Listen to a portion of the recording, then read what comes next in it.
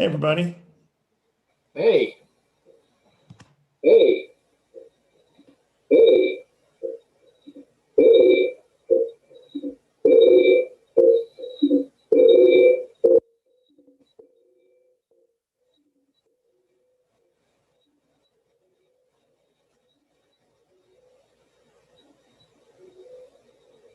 I don't really have that much echo. I don't really have that much echo. I don't really have that much echo. I don't really have that much echo.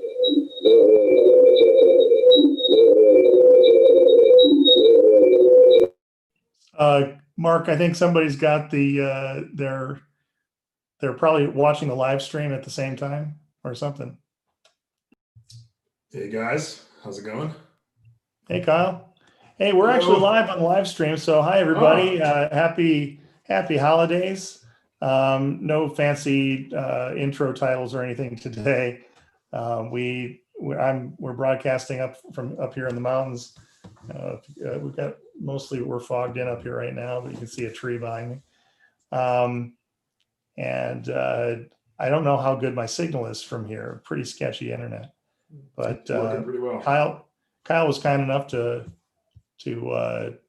volunteer to MC if I get cut off. And Kyle, I'm going to make you. Did I volunteer? Something.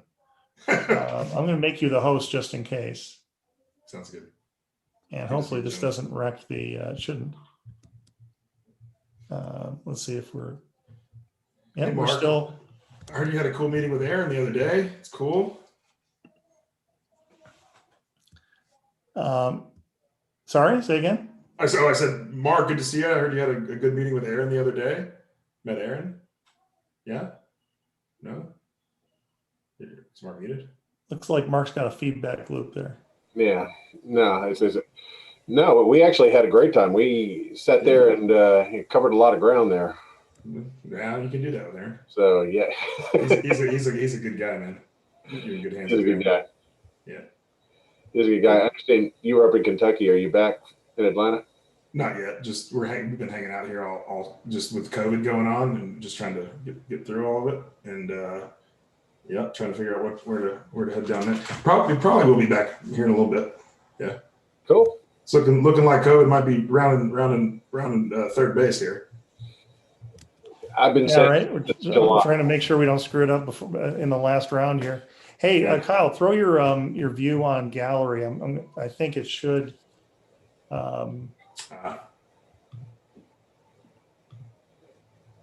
Indeed.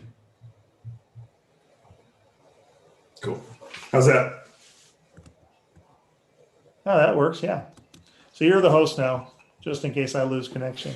So welcome to the basic baseline show today. The basic baseline show. Yeah, I don't know that anybody's even going to be watching today, but I guess I got my wires crossed. I know you have some things you want to talk about next Wednesday. And we've had a couple of new folks from the hackathon. One just today asking to get some help on some stuff, so they might show up. But yeah, we'll just make this a quick one. Sam, hope you're having a happy holiday. Mark, I hope you are too. Hope you're having a happy holiday, John. I am very much so. Yeah, we made snowman. We made a snowman yesterday. Oh, nice. It was pretty good. That with the it's not a lot of snow up here, but there's enough to make a snowman. Any skiing? Very good. Yeah, I don't think I want to be. There is a small ski slope up here, but it's pretty icy and there's weirdly long lines and nobody's wearing masks, so maybe not. I don't want to sit in a long line in low humidity air, breathing everybody else's air, and then no sharing air. No, not when we're this close.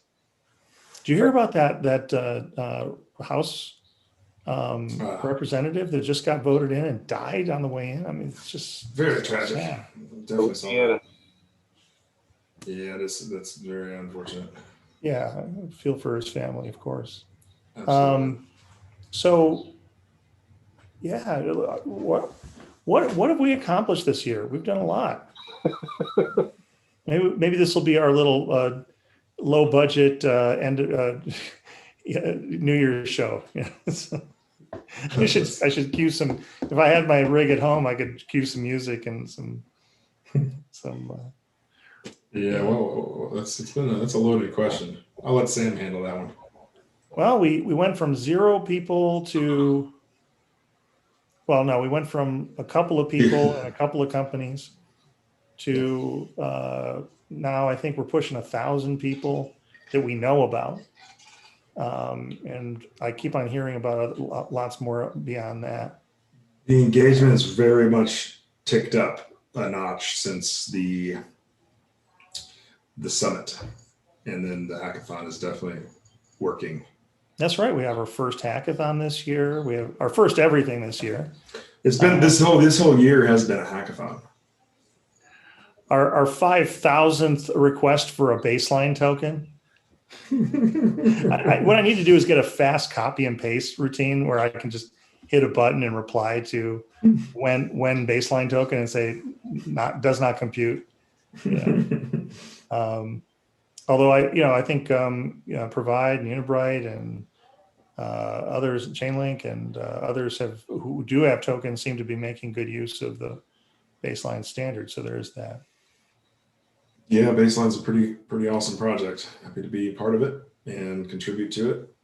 And this has been a fun year for it. And I think hopefully next year we'll see some very early in the year, some meaningful specs towards the standard really start to take shape, and people get productive with it. It's going to be another exciting year next year. Less COVID, more baseline. Less COVID, more baseline. Yeah. Probably I would say probably one of the biggest things that I've seen is gotten baseline so much attention is a lot of us that have been working in the blockchain space for the past 5 years and just really have not been able to even get that last 2 miles, much less that last mile in the solution sets, are starting to sit there and say, we've been going about this the wrong way for a long time. This, the baseline protocol basically allows us to achieve a lot of the objectives that we were trying to do with a blockchain implementation. We just didn't know it. Yeah, the enterprise blockchain was very brutal, very brutal space. Still is, I guess, but it's getting better. Well, and I agree. Thanks to the baseline protocol, it's absolutely. I think baseline is like the first thing that really is you can articulate and understand. Like executives can actually wrap their heads around it, and just because it uses who cares? Who cares if it uses blockchain? Well, it uses a simplicity. I mean, we're not trying to sit there and create an entire different, architecture, threat surface, as John likes to always say, and basically say we're making this process specific and able that you can sit there and make sure everyone's on the same page. It's really that simple. Yeah. I think a big journey I went on, I was pretty not in favor of the idea of layer 2 solutions. I mean, clearly, the story that I like is, hey, you don't need to set up any new gear to do an integration bus with some new supplier because the mainnet's always on. And I didn't like the idea of saying, oh, but by the way, there's this other thing, this L2 that you might want to do. And got you talked into L2, didn't we? Huh? We got you talked into L2, didn't we? You sold me on the L2. Well, I think that there's a lot of utility there, and also I'm starting to see things where scale. Especially what I'd like to see is L2 being knit more and more deeply into the main net, such that you don't really have to set up new gear. Yeah. Because that kind of ruins the story, right? Oh, hey, don't use this 30-year-old, very well understood, well addressed integration bus, but because you've got the main net. Oh, but also you need to spin up this other integration bus. I don't love that story, but I think I'm, especially for specialized, especially if we can find ways for, say, somebody on one L2 to be able to interop across workflows with other L2s while connecting through the main net or maintaining consistency through the main net. Then I'm okay, right? Because then you can build a lot of value-added services on an L2. around anything underwriting to other things. So I think that's an interesting way to go. I think the privacy aspect, the privacy aspects of the protocol, the baseline, are going to be reveal themselves to be more of an L2, like sort of built in a way, in the sense that one of the big things with the zero knowledge stuff is all these R&D, all the R&D effort going into the protocols, and these new curves, these new elliptic curves that you can't use on the mainnet because there's no precompiles for them in the EVM. And so you want to be able to use the latest and greatest encryption research, or cryptographic research. The cryptographers are doing lots of research and making curves, and if you could use those in an L2 and roll them up and then baseline using the Groth 16, the thing that is precompiled right now, and you have like an exit proof, sort of like we talked about in the baseline. Yeah, exit proof, which is one of the hackathon projects, right? You exit from the first X number, however many transactions are rolled up into that call it like what's the word? Fancy, like a really fancy, all the fancy protocols that you used off chain in the L2, and then you basically anchor all those on with the thing that's baked in already, and it almost makes too much sense. It's like, well, but let me challenge you on that. Just out in the open here, I'll take a risk.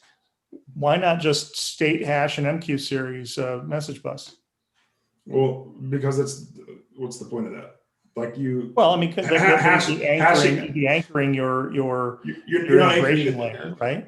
You're not. When I say anchoring, I don't mean like anchoring the proof of existence of a file. I mean like anchoring the roll up state from all of the prism of all of the transactions that went into it, and the consensus, the layer 2 consensus that had to go into getting it there as well. So it's not just like, hey, here's a file, let's check, like let's hash it and throw the thing on a blockchain. That was Shuttle 1 year ago, literally, and it was Kaleido 3 years ago. Yeah, totally. Yeah. It's just, but yeah, I think that's a good answer. I think so it's not just hashing proof of existence of a particular database or a particular state machine, but it's a little more sophisticated. But I think we're going to have to be better in the new year at explaining the specifics of that and how there's utility in the approach that is beyond just hashing a piece of middleware. Yeah, it's definitely not hashing. Agreed. Yeah. I think some clarity. Oh, sorry. I think there's a real opportunity for companies in the new year to come out with really low cost integration bus offerings off of this, right? So that you're not spending $1 million to set up an integration with some partner that is doing such low volume with you that really doesn't justify the effort.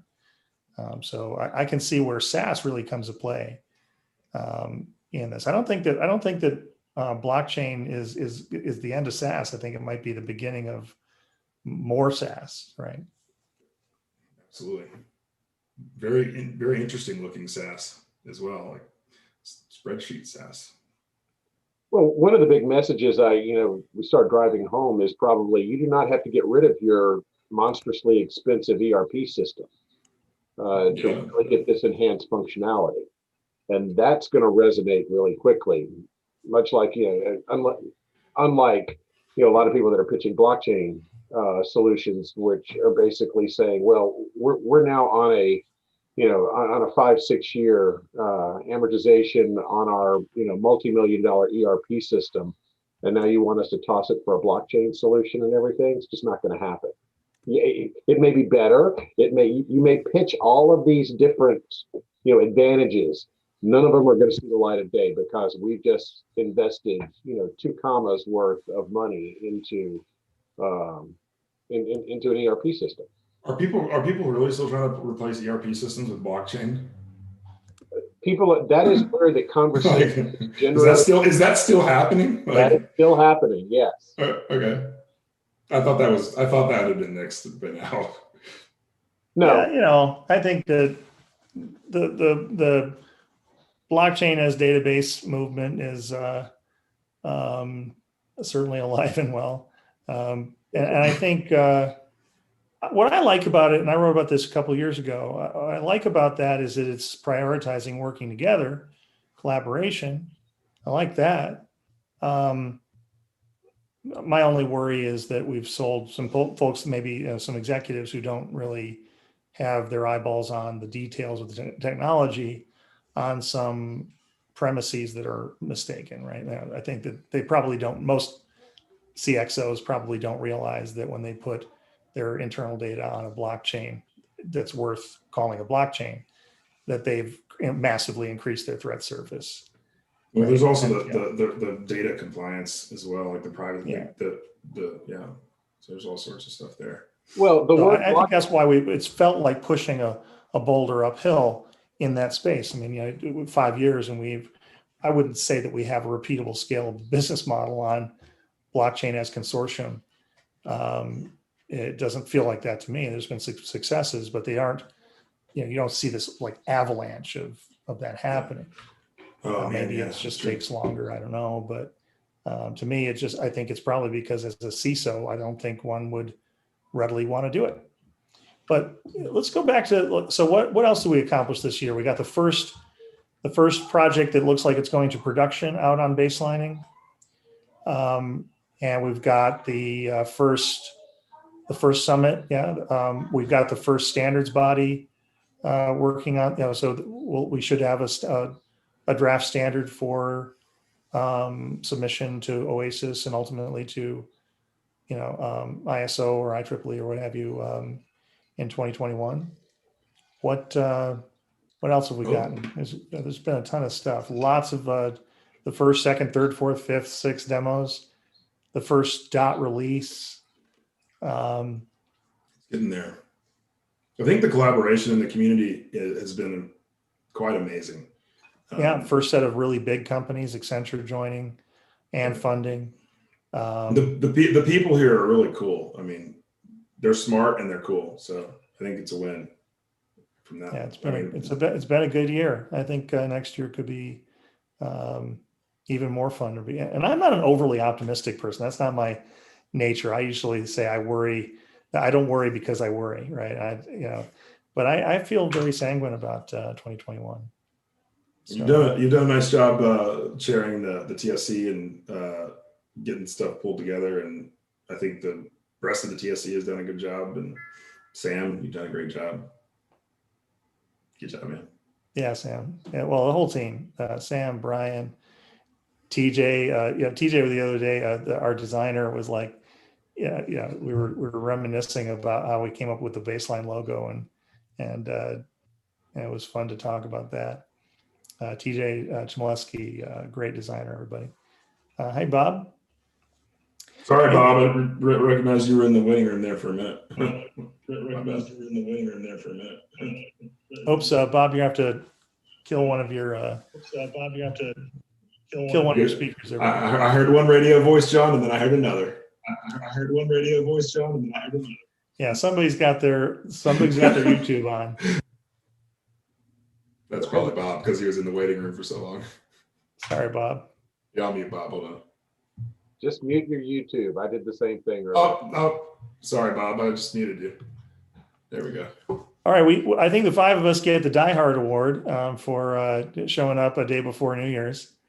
I did promise that if there were any hackathon participants that needed help, that we'd be here. Is anyone on the live stream? I'm proud of we all of us have had a real commitment to helping people out. I don't think there's been a person that's come in asking for help that hasn't gotten it right away. That's the sign of a good technology movement, to be honest. I remember that for Java. There was always somebody out there, and we don't have anything like the numbers yet, that Java had. We've also, but maybe we do actually, considering when 96 was the first Java one, I think. And, by 98, 99, there were 2 million Java developers.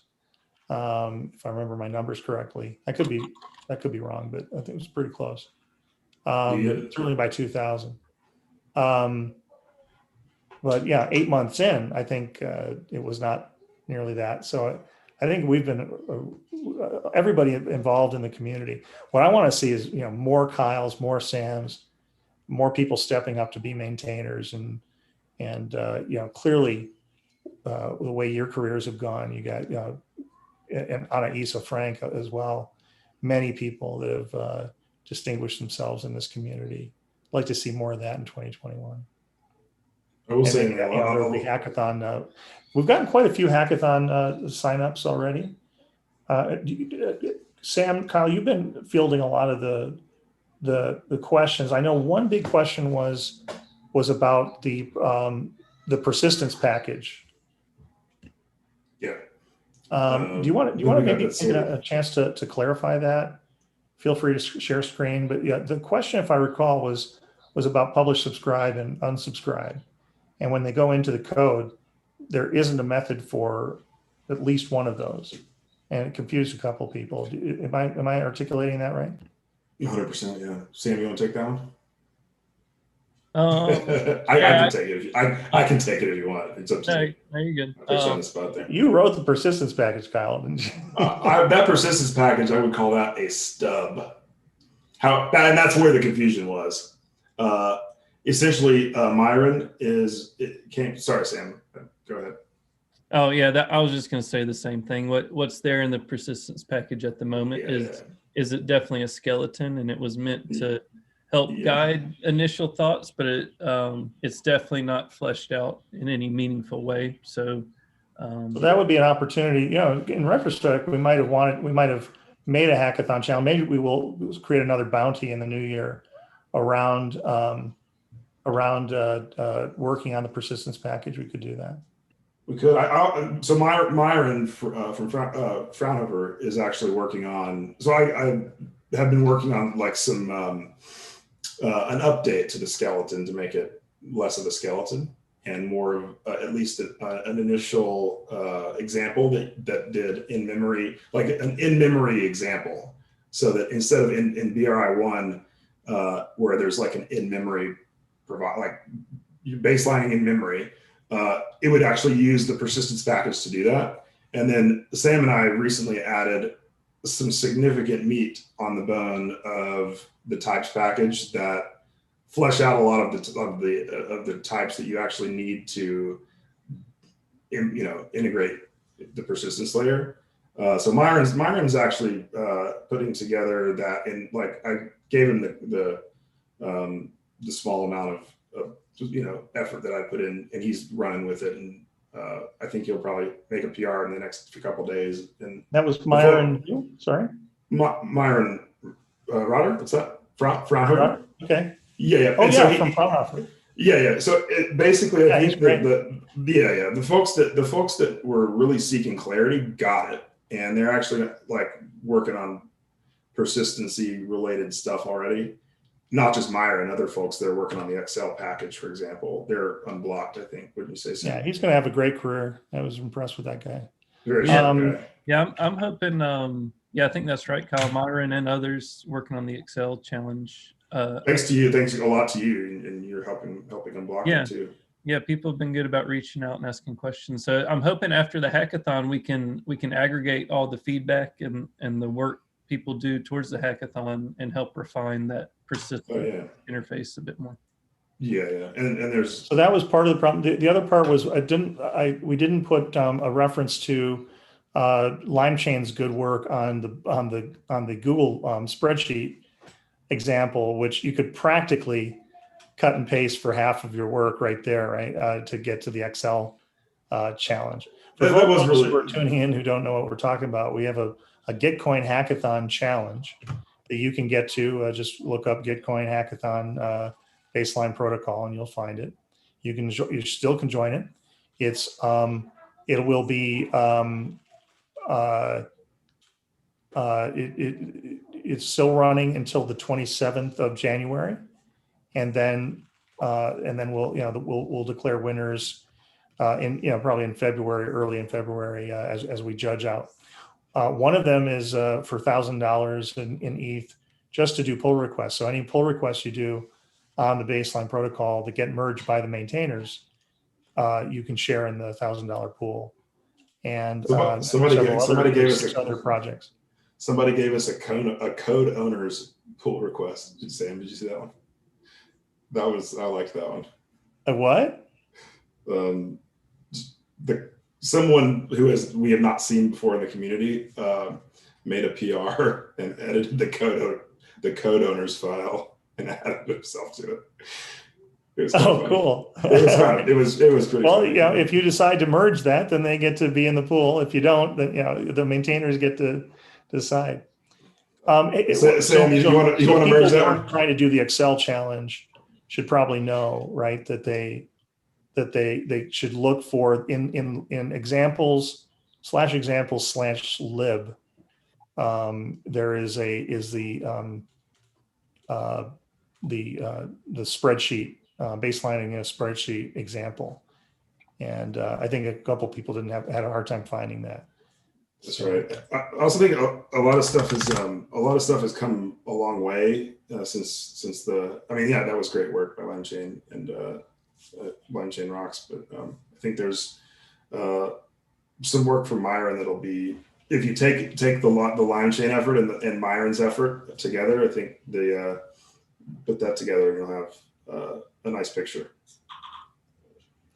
Oh, I'm seeing here somebody enjoyed. I tweeted the other day. I was playing Battleship with my 7-year-old daughter, and it just gave me this funny insight about baselining because she wasn't really diligent in putting the white and red dots in where she had hits and misses, and so as the game was being played, there was my board and her board, and they were not consistent. And so she would be like calling the same location multiple times. And I'm like, you've hit me there before. She's like, nah, because 7-year-olds, that's a big thing for 7-year-olds. Nah, and then we'd have to have a discussion and a battle of wills over whose board was correct. And I'm like, oh my gosh, this is a not baselined Battleship game, right? If I could have pointed to the proof on the mainnet that D3 it was already a hit, then that would have been the end of that argument. Well, maybe not, because 7-year-olds aren't really into hashes. They don't care about baseline. I see part of a sales pitch being formulated there. Might be. I found it to be a pretty apt analogy. I was pleased to see somebody enjoyed that. Liked it. Oh, and by the way, I don't have my good mic out set up here, so you might be hearing some screams in the background. That's just fine. I think that's somebody trying to squeeze their feet into snow boots. That's what that is. So I guess we're at the bottom of the hour. We didn't get any particular questions, but as everybody should know, we go on the Slack, go on to baseline-protocol.org and get on the Slack, ask a question, get into the Gitcoin hackathon. You still have time. There's still $10,000 US in ETH to be doled out at the end of it. And folks like Kyle and Sam and others are here to help you. And I've been hesitating to mention this because I don't want to make a big thing out of it. But I will say, I guess I'll say that Karthik Solarpro and I, Karthik from ENY, and I got a nice chance to brief Vitalik Buterin on Baseline the other day. He was very kind to spend some time with us to understand it. And I don't want to make any claims for his point of view about it at this point. That would be inappropriate for me to do. But it was nice that he got a full brief from us about what was going on, and didn't seem to hate anything in particular, and found it seemed like he found some things around the zero knowledge work to be quite interesting. And so that was a great time. And we didn't find anything specifically wrong about baselining with Vitalik. So that was a good moment for us, and I think it was fun for Karthik to have some time with him, and so we're really grateful for him to spend that time. He'd been asked about baselining a little while ago, and so we thought it was probably time to give him a brief, and that was a fun time. So that's another first. So we went from nobody knowing about Baseline to one of the founders of Ethereum getting briefed. So that was probably the capstone of the year, and let's see what happens in 2021. Awesome. And yes, Karthik is awesome too. So I know he's not here, but shout out to Karthik for being awesome. Right on. Okay, everybody. Oh, I will say one thing that Vitalik really did seem to like a lot. I told him about all the volunteering, and I mentioned you guys. I mentioned all of you, and I mentioned some other folks. And you could tell that was the moment that you could tell he really liked that the most. John, I'm gonna tear up. I'm gonna tear up, man. I'm gonna tear up. Together across company lines. Don't make me cry, John. Come on. Huh? Don't make me cry. I'm gonna tear up over here. Yeah, right. No, I'm just kidding. But I mean, I think that's always been an ethos of the Ethereum ecosystem is this kind of volunteerism and working together. So, and you could tell that was like the best moment of the call. That's awesome. And with that, let's do some more of that in the new year, and we'll see everybody on the other side. Have a great new year, Sounds good. everybody. You too, John. Also. You too, Jen. Bye, everyone. Cheers.